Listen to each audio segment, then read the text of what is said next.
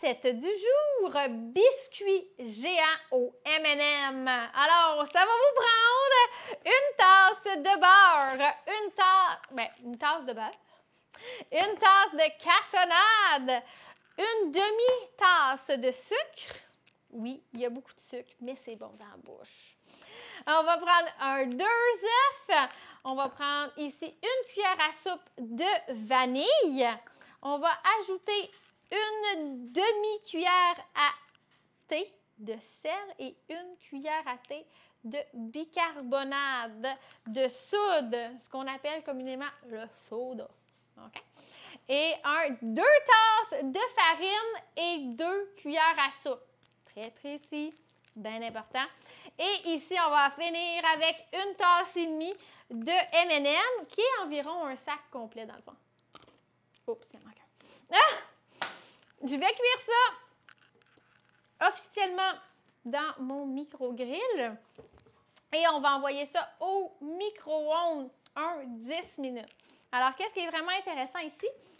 C'est que on va vraiment avoir une ambiance festive, tout ça dans un biscuit. Are you ready?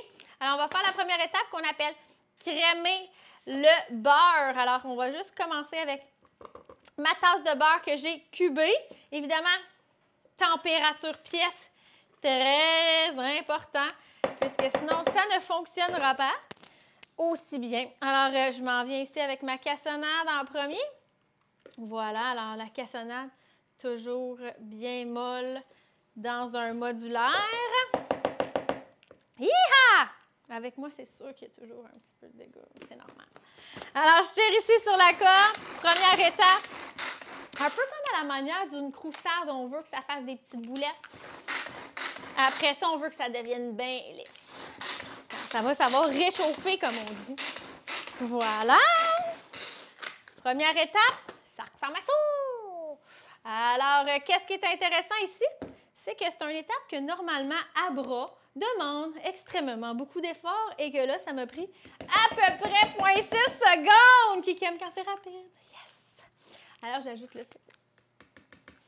Voilà. Alors, ça, c'est le genre de choses qu'on savoure. Et là, sur la recette, vous allez voir, dans le livre de recettes, en fait, le répertoire des recettes des fêtes dans lequel cette recette figure, vous allez voir, il est marqué. Vous pouvez ajouter de la crème glacée. Ça se peut que ce soit un abus, OK? Maintenant que vous l'avez fait maison, tenez-vous-là pour dire. Alors, je tire ça ici encore une fois. Vous allez voir, la texture va vraiment avoir tendance à changer. On va comprendre qu'on est vraiment en train de texturer nos produits. Je rajoute mes 2 œufs. Voilà. Je pourrais m'assurer qu'il ne reste pas une petite miette. On ne gaspille pas, on est très frugal, comme on dit. On va rajouter ici la vanille. Et pourquoi pas, bon, on va faire le mouillé en premier. Toujours plus safe de travailler en étapes. Moi, j'ai tendance à être un peu brouillon, puis faire toutes les étapes mélangées, puis on se dit, pourquoi ça n'a pas marché? Et voilà. Alors, là, on parlait d'évolution de texture, on est ailleurs complètement. J'ajoute mon sel et mon soda. J'ajoute ma farine. Non, pourquoi pas travailler dans un bol, tiens? Ça va être plus facile, plus agréable pour tout le monde. Juste avant de faire ça, on va lui donner un petit coup, hein, pourquoi pas. Juste pour être certain de ne pas trop travailler fort du coude. Ah, ça a l'air déjà bon. Ça, c'est le genre d'affaire que les enfants ils ont le goût de mettre le doigt dedans. Enlevez les lames avant. J'envoie ça ici dans le bol. Je travaille avec un grand bol parce qu'on a tendance, quand on travaille avec un petit bol, pour ceux qui nous suivent, vous savez que c'est comme rendu quasiment une marque de commerce. Alors, je me suis vue tout de suite rentrer ça dans le plat. J'ai dit, hop, alerte, alerte! Ça va faire du dégât. Alors, ici, j'envoie ma farine. À peu près la moitié en premier, évidemment. Vous comprendrez que l'idée, c'est d'aller chercher une texture pâte. Est-ce que vous voyez bien? Est-ce que vous capotez présentement? Comment que ça a l'air déjà semi-délicieux? Attendez, je mets de la couleur là-dedans. Alors ça, c'est vraiment l'idée, c'est ça que vous allez retrouver. En fait, maintenant que vous l'avez vu faire, c'est ça qu'on va mettre comme chunk là, dans la crème glacée du commerce, OK? Fait que rappelez-vous qu'est-ce que vous êtes en train de manger? Du sucre et du beurre. Alors, c'est un petit peu ordinaire. Alors, rappelez-vous de ça la prochaine fois que vous pensez que vous êtes en train de vous gâter. Pensez un petit peu à la santé, là. Une fois de temps en temps, comme on dit. Voilà! J'envoie ça ici. Déjà, presque à la dernière étape. Je m'assure d'avoir vraiment une pâte avant de rentrer dans les derniers... comment je pourrais dire? Dans la dernière étape qui est de rajouter ça ici. On s'entend, c'est pas pareil si vous avez d'autres choses que des M&M. Mais vous auriez pu prendre... Tu sais, il existe des pépites, là, vraiment comme géantes, là, en forme de cube. Alors, ça aurait peut-être pu faire. Mais on a dit qu'on était en ambiance des fêtes. On est allé opter pour la couleur. Voilà. Même je pourrais prendre les mains si je n'étais pas devant une caméra. Mais là, j'ai comme l'impression que je serais beurrée en mitaine. Et là, je me suis dit, pourquoi pas y aller de façon proprette, comme on dit. Voilà. Qu'est-ce qu'il y a? Il s'est imaginé mes mains en mitaine. C'est pour ça que sa face, il me faisait en arrière. C'est du sucre. C'est du sucre? Il est découragé! Ah, ben ça, c'est normal.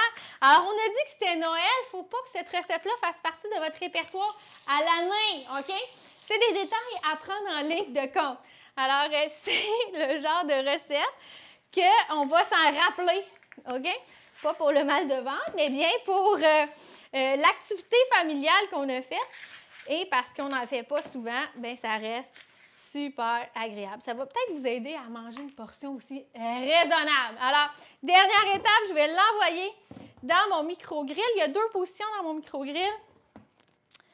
Quand je travaille en version où je veux saisir, je vais le mettre en position écrapou. Exemple, position écrapou, j'adore ça. Mettons quand je ferai un grilled cheese, mettons quand je ferai une poitrine de poulet, ce genre de choses-là. Présentement, un peu comme avec la quiche, je vais la mettre en mode cocotte. Pourquoi? Parce que je veux vraiment qu'il aille doré sur le dessus et je veux pas qu'il soit écrasé, mais qu'il ait sa texture biscuit qu'on connaît et qu'on adore. Alors, tout simplement, aller emmener notre belle montagne de sucre, comme dirait mon ami, et aller le mettre ici au fond. Moi, je suis reconnue pour être la grano de service. Alors, c'est vraiment drôle que ce soit moi qui vous présente cette recette-là. Je vais être honnête avec vous, le 23 décembre, on ne voit personne. En temps même normal, là, pas juste en temps 2020 COVID. Et c'est notre journée famille où on fait le biscuit et la pizza maison. Alors, suivez-nous, on va vous montrer à faire la pizza tout de suite après. Évidemment, ça part un 10 minutes. Pouing! Et quand ça sort, ça va être golden brown avec, oui, beaucoup de sucre au menu.